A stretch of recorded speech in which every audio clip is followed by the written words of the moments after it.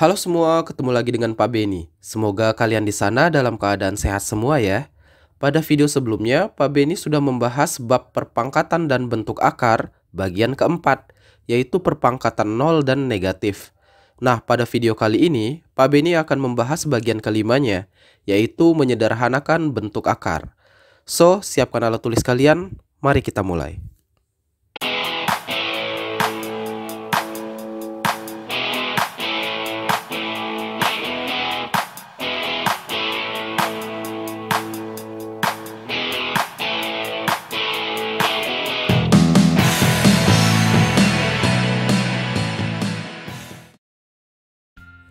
Oke, pertama Pak Beni akan jelaskan dulu tujuan dari menonton video ini. Setelah menonton video ini, kalian diharapkan akan bisa memahami konsep bentuk akar, lalu memahami cara menyederhanakan bentuk akar, dan terakhir nanti kita akan mencoba menyelesaikan soal yang berkaitan dengan penerapan konsep bentuk akar dan cara menyederhanakannya. Oke ya, langsung aja kita mulai dari yang pertama, yaitu memahami konsep bentuk akar. Oke, sebelum masuk ke bentuk akar, Pak Beni mau review dulu tentang perpangkatan ya, karena ada hubungannya antara perpangkatan dan bentuk akar. Oke, sekarang perhatikan bentuk perpangkatan berikut. Di sini ada 8 pangkat 2. 8 pangkat 2 itu kan artinya sama dengan 8 kali 8. Hasilnya adalah 64, ya kan? Lalu 8 pangkat 0. Ingat ya, apapun yang dipangkatin 0 hasilnya adalah 1. Gitu ya, masih ingat kan? Lalu 8 pangkat min 2. Kalau ada pangkat min berarti jadi 1 per gitu ya. So ini bisa diubah jadi 1 per 8 pangkat 2. Nah kita udah tahu 8 pangkat 2 nilainya 64. Berarti ini sama dengan 1 per 64. Kayak gitu ya. Nah kalau kalian udah paham ini, bagaimana dengan 8 pangkat setengah? Nah loh, di video-video sebelumnya Pak Beni belum pernah bahas kan. Yang kita udah bahas itu baru pangkat positif, pangkat 0, sama pangkat negatif. Kalau pangkat pecahan jadinya bentuk akar nanti. Jadi gitu ya. Bentuk akar itu ya bentuk pangkat yang pecahan. Nah kalau misalkan ada 8 pangkat setengah, itu nanti penulisannya kayak gini. Kita tulis dulu bentuk akarnya. Simbolnya tuh kurang lebih seperti ini. Kayak gitu ya. Nah kita tuliskan basisnya. Basisnya kan 8. Berarti tuliskan basisnya di dalam bentuk akar ini. Jadi gini. Nah pembilangnya ini kan pangkatnya 1. Jadi pangkat si basis tadi. Jadi di sini pangkat 1. Penyebutnya jadi akarnya. Gitu. Karena penyebutnya 2, berarti ini akar pangkat 2 dari 8 pangkat 1. Kayak gitu. Oke. Nah biasanya dalam bentuk akar, pangkat 1 itu kan kita nggak tulis. Jadi nanti ini jadi 8 aja, diakarin. Nah akar kuadrat atau akar pangkat 2 ini juga biasanya nggak ditulis. Jadi cukup akar 8 kayak gini aja. Oke ya, jadi 8 pangkat setengah sama dengan akar 8. Kalau misal nanti ada angka lain, misal ya, misalnya 4 pangkat 2 per 3. Berarti ini sama dengan tulis akar dulu, terus basisnya 4, pembilangnya kan 2, berarti nanti 4 pangkat 2. Nah akarnya ya penyebutnya, berarti ini akar pangkat 3 gitu.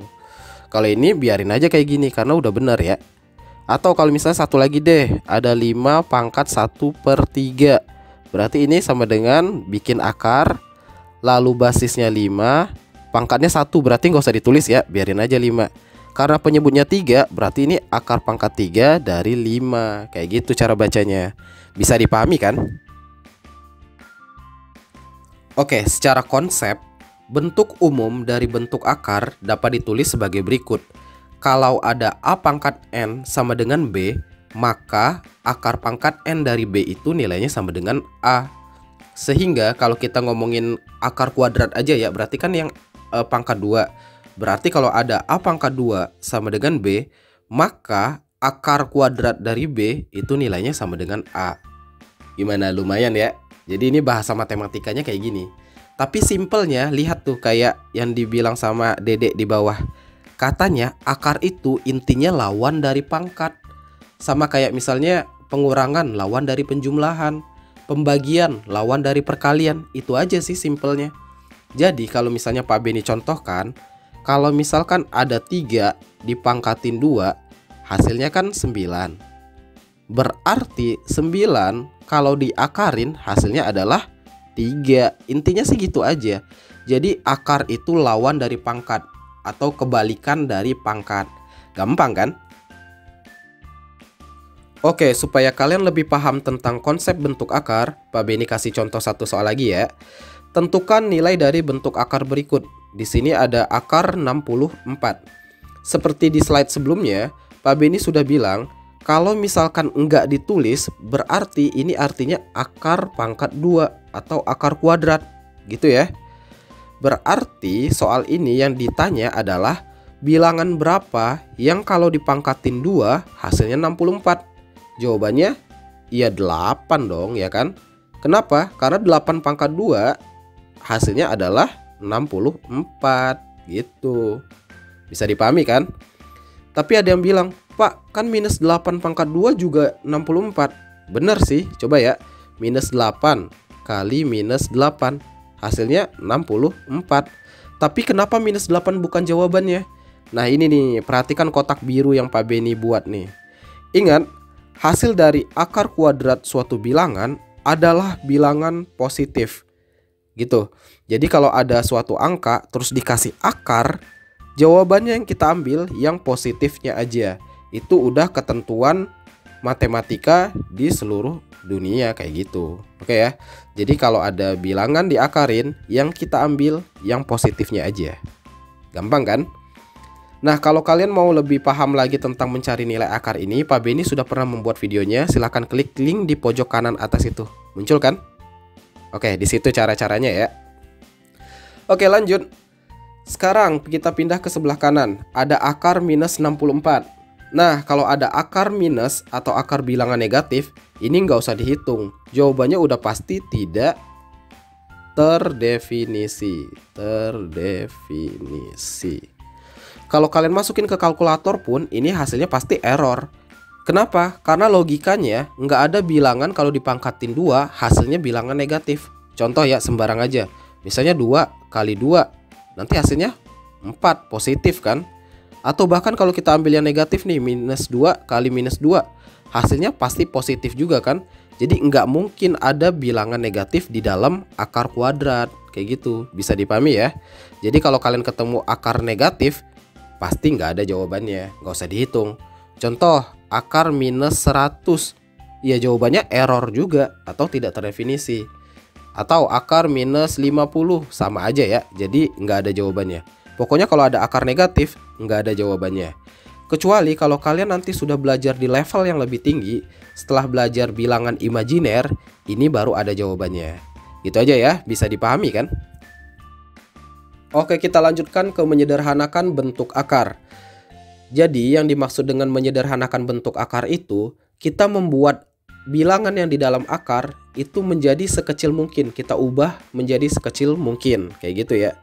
Terus kenapa nggak langsung dicari nilainya aja? Karena gini, nggak semua bilangan itu bisa dengan mudah dicari nilai akarnya.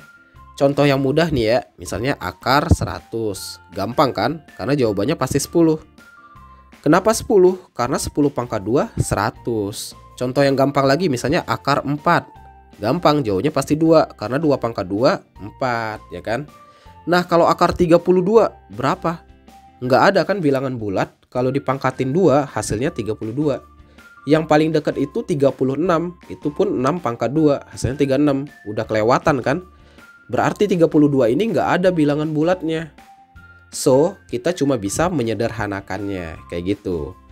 Lalu cara menyederhanakannya gimana? Ini cara pertamanya, kita tulis dulu bentuk akarnya.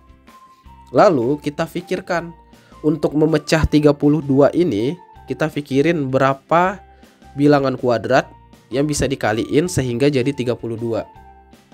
Nah, di sini Pak Beni pilih 16 dikali 2. 16 dikali 2 itu kan 32 kan? Sama aja kan?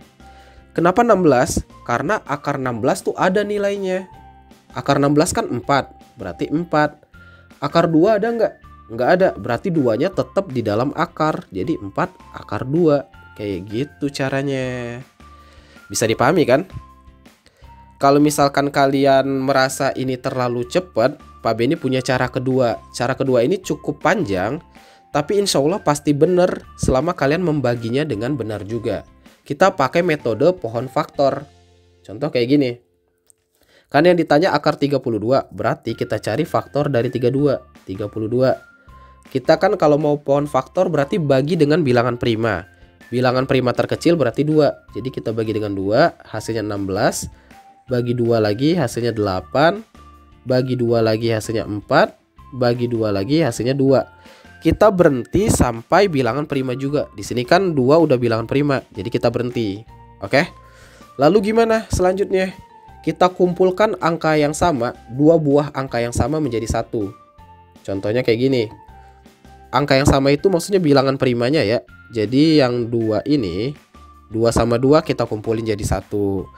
Terus 2 sama 2 ini kita kumpulin jadi 1 juga. Lah, 2 yang ini gimana? Biarin. Nanti jawabannya adalah perkalian bilangan-bilangan ini semua. Jadi nanti kalau ditanya akar 32, ini sama dengan satu buah lingkaran ini dianggap satu angka. Jadi 2 sama 2 ini dianggap satu angka. 2 kali yang lingkaran yang bawah ada 2 juga kan, berarti kali 2 kali. Nah 2 yang gak masuk lingkaran berarti dia ada di dalam akar. Berarti nanti akar 2. Lanjutin deh, 2 kali 2 4, sisanya akar 2, berarti 4 akar 2. Kayak gitu, sama aja ya. Jadi kalian bebas mau pakai cara yang manapun. Lanjut lagi contoh nih, misal akar 200. Kalau kalian sudah cukup mahir tadi, berarti kan ini bisa dipecah jadi akar 100 dikali 2 aja kan. Kenapa? Karena akar 100 kita udah tahu hasilnya pasti 10. Jadi akar 100 itu 10, akar 2 nggak ada, berarti biarin. Jadi 10 akar 2, selesai kayak gitu.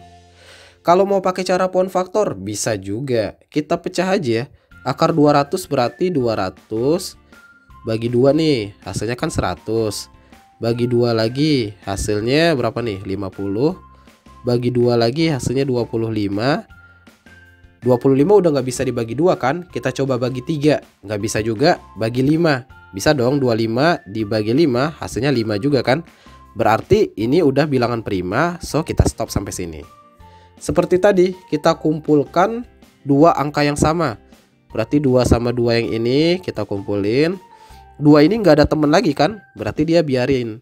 Terus 5 sama 5 bisa kita kumpulin. So jawabannya nanti akar 200 sama dengan 2 yang atas kita tulis 2 kali. Ini kan nggak ada temen, berarti akar 2 kali ini ada temen, berarti 5 aja. So 2 yang ini kali sama 5 berarti kan 10 kali akar 2. Ya udah akar 2 aja langsung. Jawabannya sama kan, 10 akar 2. Kayak gitu ya kurang lebih konsepnya. Semoga kalian bisa memahami ini dengan lebih mudah. Oke, sekarang baru kita masuk ke soal-soal terkait konsep bentuk akar. Katanya di sini ubahlah perpangkatan berikut ke dalam bentuk akar. Ini gampang ya, kayak di awal-awal video tadi. 18 pangkat 1/5. Berarti caranya kita tulis bentuk akarnya dulu. Basisnya kan 18, berarti di sini tulis 18.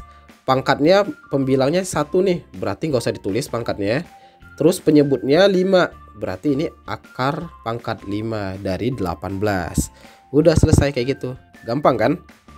Sekarang 125 pangkat 2/3. Bentuk akarnya, tulis akarnya dulu. Basisnya 125. Pembilangnya kan 2, berarti ini pangkat 2, akarnya 3. Selesai. Gampang ya. Lanjut, 32 pangkat minus setengah. Berarti ingat, karena ini pangkat minus, berarti pasti 1 per gitu kan. Berarti 1 per 32 pangkat setengah. Lalu bentuk akarnya 1 per akar 32. Karena ini pangkat setengah, berarti cukup sampai di sini aja. Ingat ya, kalau dia pangkat 2 itu berarti dia nggak ditulis 2-nya. Gampang kan? Oke, lanjut lagi ke soal menyederhanakan bentuk akar. Di sini ada akar 75, berarti ini sama dengan akar 25 kali 3 kan. Kenapa yang dipilih 25? Ya karena 25 ada akarnya kan. Sekarang 25 kali 3 sama dengan 75, berarti ini udah bener. Akar 25 ya 5. Akar 3 nggak ada, berarti akar 3. Udah langsung gitu aja. Oke ya, gampang kan? Lanjut, akar 500 kita pecah jadi akar 100 kali 5, boleh kan? 100 kali 5 kan 500. Nah, akar 100 10 kan? Berarti ini 10 akar 5. Kayak gitu. Gampang kan? Lanjut, akar 5000. Nah, ini hati-hati. Akar 5000 kita pecah aja pelan-pelan. 5000 itu kan sama dengan 100 kali 50, ya kan? Lalu kita pecah lagi nih 50-nya. 100 sudah pasti ada akarnya kan? 50 itu kan sama dengan 25 kali 2 kan? Ya kan? Lanjut lagi, akar 100 itu 10 kali akar 25 ya 5 kan? Terus akar 2 ya biarin aja nanti akar 2. 10 kali 5 50 akar 2 kayak gitu. Gampang kan? Kalau kalian mau pakai pohon faktor juga boleh. Hasilnya kalau hitungannya benar pasti sama aja. Oke, lanjut lagi ke soal terakhir, yaitu menyederhanakan bentuk akar. Yang ini soalnya agak lebih sulit sedikit daripada soal di slide sebelumnya. Oke, langsung aja. Akar 216. Ayo coba pikir, ini sama dengan berapa kali berapa?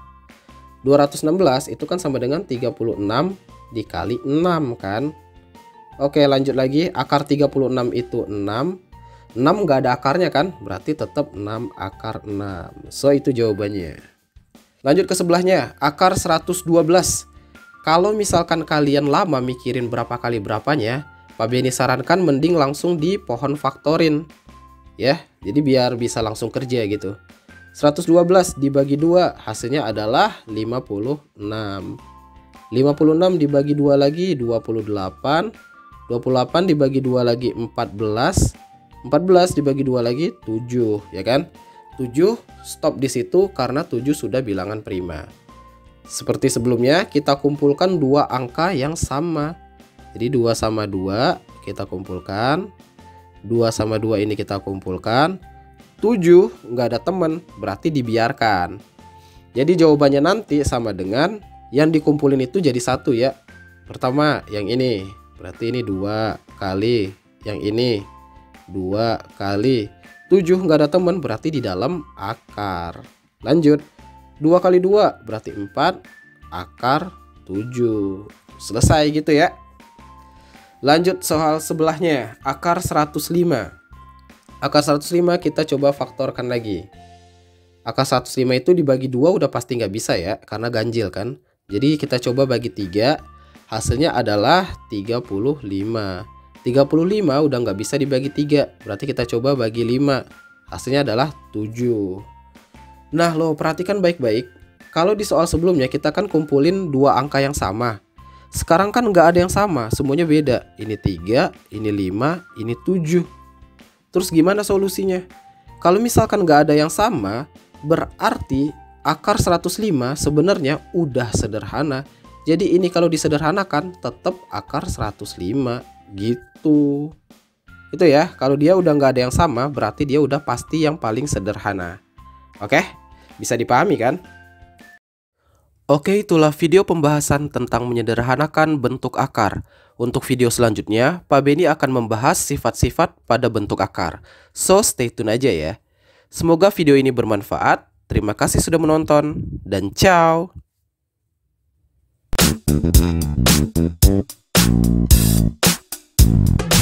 Thank you.